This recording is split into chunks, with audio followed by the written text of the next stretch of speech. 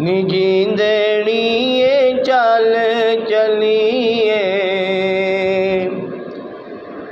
ایتھے کوئی نہ تیرا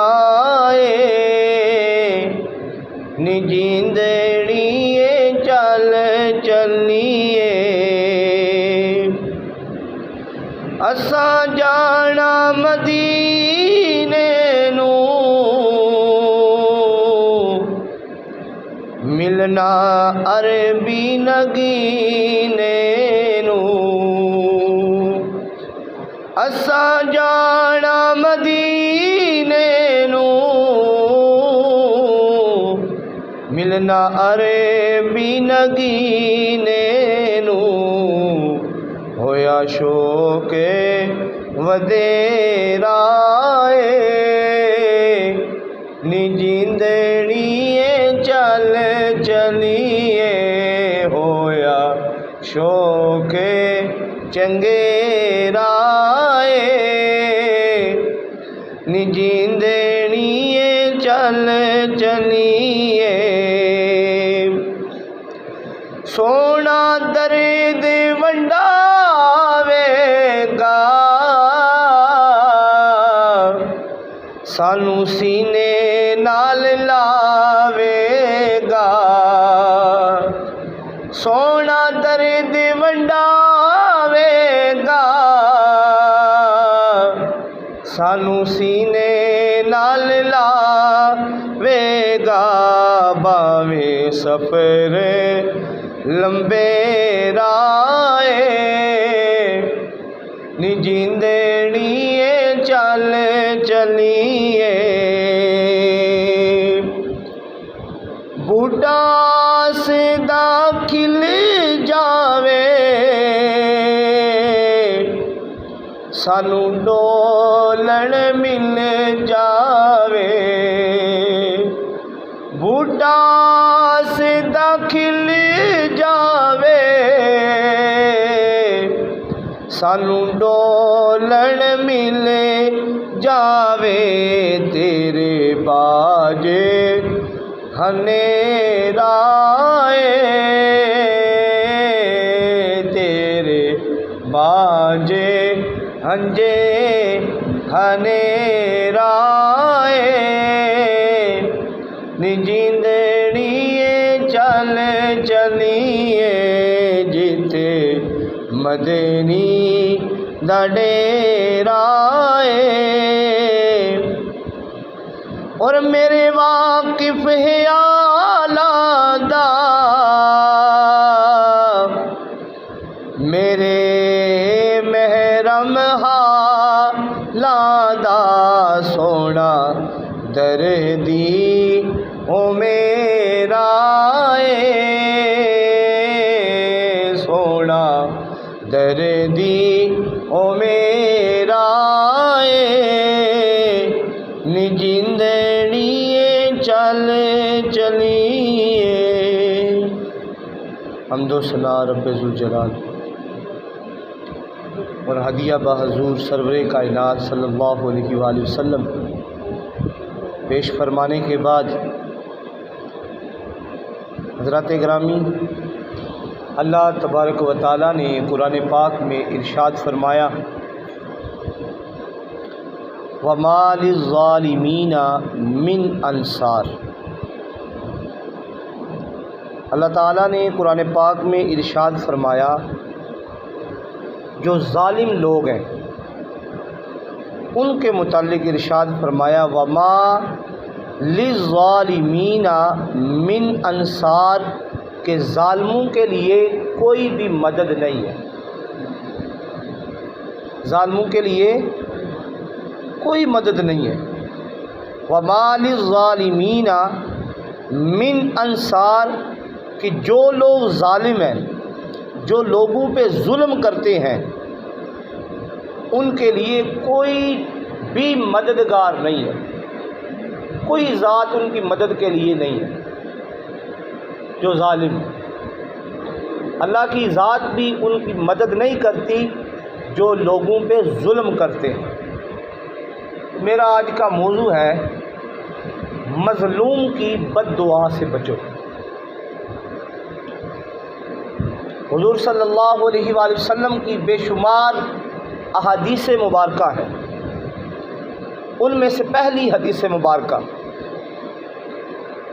حضرت جابر رضی اللہ عنہ سے روایت ہے۔ حضور صلی اللہ علیہ وآلہ وسلم نے ارشاد فرمایا، آپ نے جب حضرت معاذ بن جبل کو یمن کی طرف بھیجا تو ان کو وصیت فرمائی اور ارشاد فرمایا کہ مظلوم کی بد دعا سے ڈرتے رہنا، کہ مظلوم کی بد دعا کے درمیان کوئی بھی پردہ نہیں ہوتا،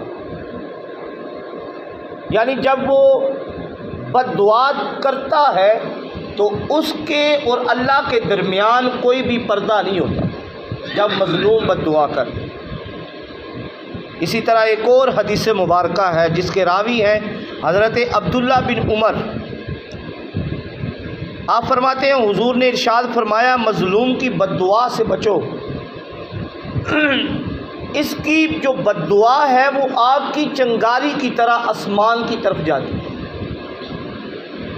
اس کی بد دعا آسمان کی چنگاری، جو آگ کی چنگاری ہوتی ہے، جس طرح وہ بڑھتی ہے اسی طرح اس کی جو بد دعا ہے وہ آسمان کی طرف بڑھتی ہے۔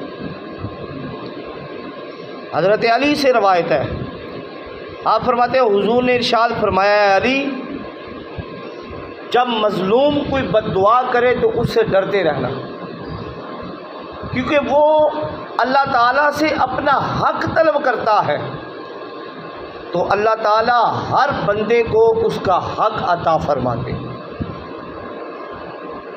اسی طرح حضور صلی اللہ علیہ وآلہ وسلم کا ارشاد گرامی ہے، آپ نے ارشاد فرمایا کہ 3 لوگ ایسے جن کی دعا اللہ تعالیٰ رد نہیں فرماتا۔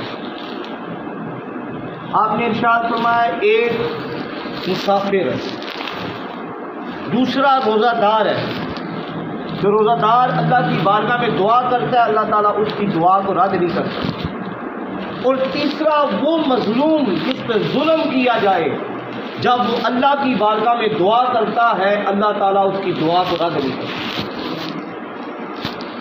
آئے میں آپ کو حضور کی احادیث مبارکہ سے، مثالوں سے ان احادیث مبارکہ کو ثابت کرنے کی کوشش کروں۔ حضرت جابر رضی اللہ عنہ روایت فرماتے ہیں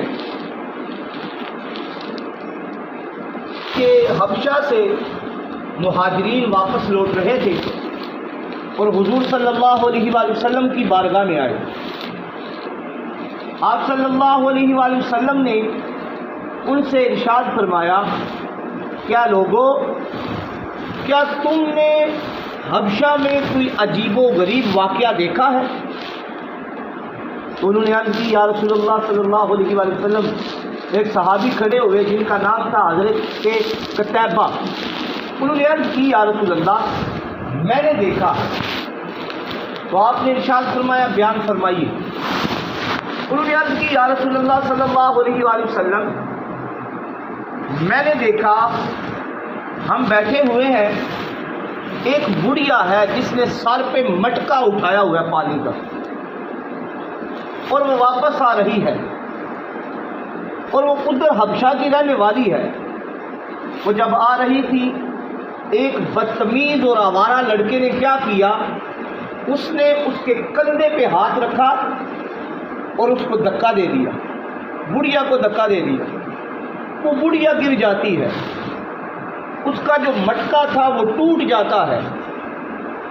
اس نے حضور کی بارگاہ میں، صحابی روایت کر رہے ہیں اور عرض کر رہے ہیں، یا رسول اللہ، اس بڑھیا نے اللہ تعالیٰ کی طرف توجہ کی اور اس آوارہ لڑکے سے کہا، اے غدار،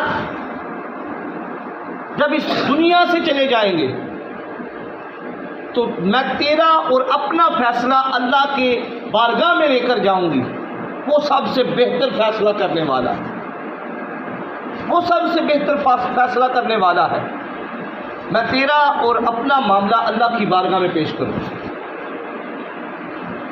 تو وہ صحابی لکھتے ہیں یا رسول اللہ صلی اللہ علیہ وآلہ وسلم، اس بڑھیا نے یہ التجا کی تھی، تو حضور صلی اللہ علیہ وآلہ وسلم نے آگے سے ارشاد فرمایا اور آپ نے غصے کا اظہار فرمایا.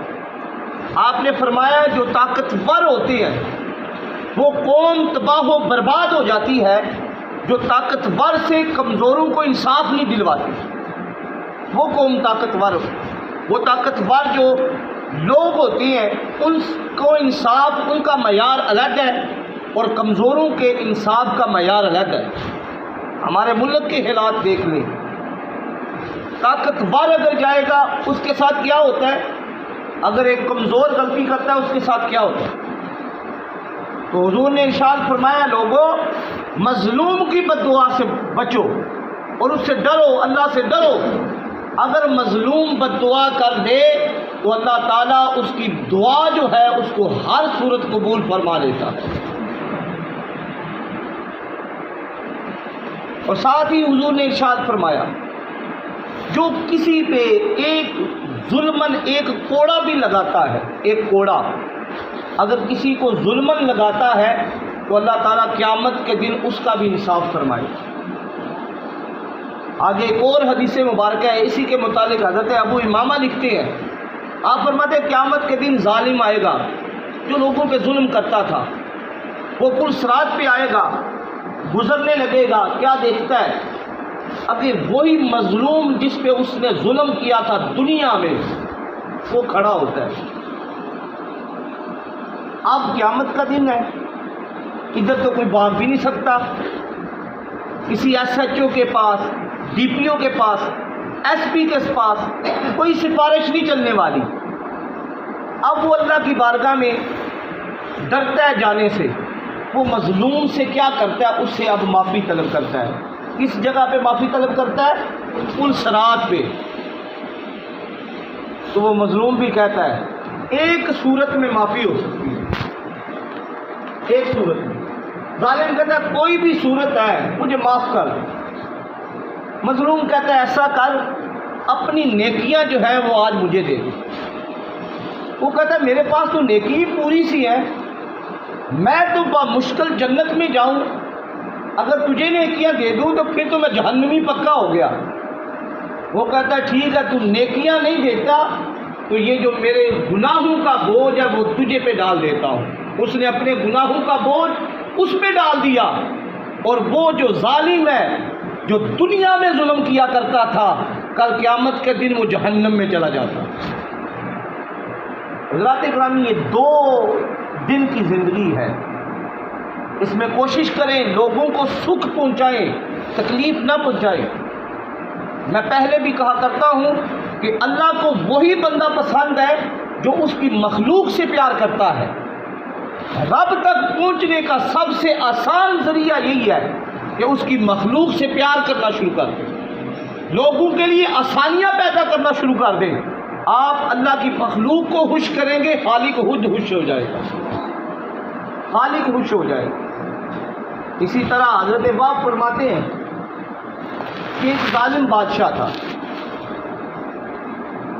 حضرت وہب رضی اللہ عنہ فرماتے ہیں ایک ظالم تھا، اس نے محل تعمیر کروایا. آپ نے ان واقعات میں یہ بھی دیکھنا ہے کہ یہ باتیں ہمارے بارے میں بھی تو نہیں ہو رہی، یہ واقعات کا اندازہ لگانا ہے آپ نے. حضرت وہب رضی اللہ عنہ لکھتے ہیں کہ بادشاہ سلامت نے محل تعمیر کروایا، عالی شان بنگلہ بنوا دیا. تو ایک دن محل پہ چہل قدمی کر رہا تھا، کیا دیکھا ساتھ ایک غریب عورت ہے، اس کا مکان ہے، اس کی کٹیا ہے. بادشاہ کو غصہ آ گیا، اس نے کہا میری جو محل کی آرائش ہے اور میری محل کی جو خوبصورتی ہے اس میں اس کا مکان جو ہے وہ خلل ڈال رہا ہے. یہ گندا مکان ہے، یہ خلل ڈال رہا ہے. جس طرح آج ہمارے معاشرے میں یہی ہو رہا ہے، ہم جب دیکھتے ہیں کسی غریب کو اس سے سلام لینا گوارا نہیں کرتے. تو کل قیامت کے دن پوچھا جائے گا. تو اس بادشاہ نے کیا کیا، اس نے دیکھا، اس نے وزیروں کو بلایا، اس سے کہا اس محل کو گرا دیا جائے، اس کو جلا دیا جائے، اس کے سامان کو جلا دیا جائے. تو ان میں سے کچھ ہدا ترس لوگ بھی تھے، انہوں نے بادشاہ کی بارگاہ میں التجا کی، بادشاہ سلامت ایسا نہ کرے، یہ نہ ہو اس بڑھیا کی بددعا لگ جائے، یہ نہ ہو وہ اللہ والی ہو، اللہ کی بارگاہ میں مقبول ہو اور تو پکڑ میں آ جائے۔ بادشاہ سلامت کو اور بھی غصہ آیا، وہ تو اس وقت طاقت کے نشے میں تھا، طاقت کے غرور میں تھا۔ بادشاہ سلامت نے کہا نہیں، اس کی کٹیا بھی جلا دی جائے، اس کے گھر کو بھی جلا دیا جائے، اس کے سامان کو جلا دیا جائے۔ جلا دیا گیا۔ وہ گڑیا جو تھی وہ شام کو آئی، کیا دیکھا؟ سامان جل گیا، گھر جل گیا۔ اس نے دیکھا، وہ آ کر پریشان ہوئی اور اللہ کی بارگاہ میں اس نے التجا کی، اللہ کی بارگاہ کی طرف، آسمان کی طرف دیکھا، التجا کرنے لگ گئی، باری تعالیٰ میں موجود نہ تھی، تو ہر جگہ موجود ہے، میں نہیں موجود تھی، تو غریبوں کی بھی مدد کرتا ہے، امیروں کی، ہر کسی کی مدد کرنے والا ہے، تو موجود تھا الہی، تو دیکھنے والا تھا، تیری موجودگی میں یہ کیا کیا گیا؟ الہی میں تجھ سے انصاف پسند کرتی ہوں، انصاف طلب کرتی ہوں، الہی جس نے کیا ہے اس کے مکان کو اور اس کو تباہ کر دے۔ اب تھا تو وہ بادشاہ، لیکن اللہ تعالیٰ کا غضب جو ہے وہ غالب آ گیا، جلال غالب آ گیا۔ اللہ تعالیٰ نے ارشاد فرمایا جبریل سے، کیا جبریل جا اور اس بادشاہ کے محل کو الٹ کر رکھ دے۔ وہ بادشاہ کا محل جو ہے وہ زلزلے کی زد میں آ گیا، اور وہ اور اس کی ساری رعایا جو ہے محل سمیت زمین میں چلے گئے۔ سامعین محترم، دنیا میں جو آپ اعمال کریں گے کل کو آپ کی پکڑ ضرور ہو۔ بعض کی پکڑ بے بعد میں ہو جاتی ہے، بعض دفعہ اللہ کا جو غضب ہے وہ غالب آ جاتا ہے، دنیا میں ہی ان کی سزا مل جاتی ہے۔ اسی طرح حضرت امام غزالی نے لکھا ہے، آپ فرماتے ہیں برمکی وزیر جو تھا وہ جب گرفتار ہوا، وہ اور اس کا بیٹا دونوں گرفتار ہوئے، تو بیٹا اپنے باپ سے کہنے لگا، وزیر تھا برمکی، اس سے کہنے لگا کہ ابا جان ہم کس طرح زوال کی طرف آگے ہیں، ہم اتنے عروج پہ تھے، دنوں میں ہم زوال کی طرف آگے ہیں، اس کی کیا وجہ ہے؟ تو برمکی وزیر نے کہا کہ ہم لوگوں پہ ظلم کرتے تھے، ان کی بددعا سے نہیں ڈرتے تھے، ان کی بددعائیں، ان کی آہیں ہمیں اس حد تک لے آئی۔ تو اللہ تعالیٰ ہمیں مظلوم کی بددعا سے بچنے کی توفیق عطا فرمائے، اللہ تعالیٰ ہمیں لوگوں کے ساتھ تعاون کی توفیق عطا فرمائے۔ میں نے پہلے بھی کہا ہے کہ اللہ تعالیٰ کو وہی بندہ پسند ہے جو اللہ کی مخلوق سے پیار کرتا ہے، جو رب کی مخلوق سے پیار کرتا ہے اللہ تعالیٰ اسے اپنے عزیز رکھتا ہے، اللہ ان سے محبت فرماتا ہے۔ وہ علامہ اقبال نے کہا تھا دوسرا شعر کہ میرا طریق امیری نہیں فقیری ہے، خودی نہ بیچ غریبی میں نام پیدا کر، خودی نہ بیچ غریبی میں نام پیدا کر۔ اسی طرح ابن عساکر نے اپنی تاریخ میں ایک واقعہ درج کیا ہے، آپ فرماتے ہیں، اور انہوں نے علی بن وہب ان کے حوالہ سے اس واقعہ کو نقل کیا، علی بن حرب نام تھا۔ وہ کہتے ہیں کہ ایک دن میں تجارت کی غرض سے اور سامان کی فروخت کی غرض سے عساکر کی طرف نکلا، دریائے دجلہ کے کنارے آیا، میں نے کیا دیکھا؟ دریائے دجلہ کے کنارے اس وقت کشتیاں ہوا کرتی تھی، تو میں کشتی میں بیٹھ گیا، لوگ بھی اس میں بیٹھے ہوئے تھے، تو وہ جو دریائے دجلہ کے کنارے کشتی تھی وہ ہمیں لے کر منزل کی طرف چل دی۔ ہم جا رہے ہیں عساکر کی طرف، چلتے چلتے،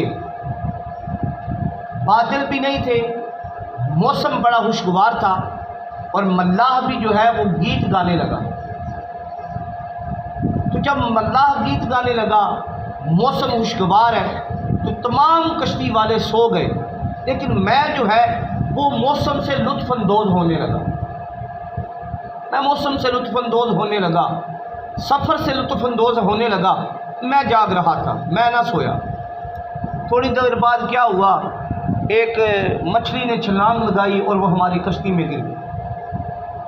مختصراً جب وہ گری میں نے اسے پکڑا، سارے جو کشتی میں سوار تھے وہ بھی اٹھ گئے، تو ہم نے تمام نے یہی پلان کیا کہ ایسا کرتے ہیں، راستے میں پڑاؤ ڈالتے ہیں کنارے پہ اور کھانا کھاتے ہیں، پھر سفر کو دوبارہ شروع کرتے ہیں۔ تو راستے میں ہم نے پڑاؤ ڈال دیا۔ ہم گئے لکڑیاں اکٹھی کرنے کے لیے، لکڑیاں اکٹھی کرنے کے لیے گئے، میں اور کچھ ساتھی درختوں کے پیچھے جب ہوئے، کیا دیکھا، آگے ایک لاش پڑی ہے اور ایک بندہ بندھا ہوا ہے اور اس کے منہ میں کسی نے لکڑی ٹھونسی ہوئی، وہ بات نہیں کر سکتا۔ تو ہم نے اس کو کھولا، پہلے تو ہم ڈر گئے، پھر اس کو کھولا، کھول کے اس سے واقعہ پوچھا تو اس نے کہا یہ جو بندہ ہے میرے ساتھ، یہ دریا دجلہ سے ہمارے ساتھ نکلا ہے اور ہم نے بغداد کی طرف سفر کرنا تھا، لیکن میرے پاس مال تھا بہت زیادہ اور اس کو لالچ نے آ لیا اور یہ میرے ساتھ میٹھی میٹھی باتیں کرنے لگا، مجھے داستانیں سنانے لگا۔ میں نے اس پہ اعتبار کیا، ہم نے اسی جگہ پہ پڑاؤ ڈالا اور ہم تھوڑی دیر کے لیے آرام کرنے لگ گئے۔ باقی کشتی والے چلے گئے، اس نے مجھے اٹھایا ہی نہیں۔ اس نے کیا کیا، جب چلے گئے تو اس نے میرا مال بھی لے لیا اور اس نے کہا اگر تم کو میں نے چھوڑ دیا تو تم لوگوں کو جا کر بتا دو گے، اب میں تجھے مارنے لگا۔ تو اس نے کہا میں نے اللہ کی طرف رجوع کیا، میں نے اللہ کی بارگاہ میں التجا کی، باری تعالیٰ میں تیری بارگاہ سے مدد طلب کرتا ہوں، اس جگہ پہ کوئی بھی نہیں ہے جو میری مدد کر سکے، جو میرا ساتھی تھا وہ تو مجھے مارنے لگا ہے، لیکن میں صرف تیری بارگاہ سے طلب کرتا ہوں، تو ہی میری مدد کرنے والا ہے، جو میرے نیک اعمال ہیں ان کے صدقے میری مدد فرما۔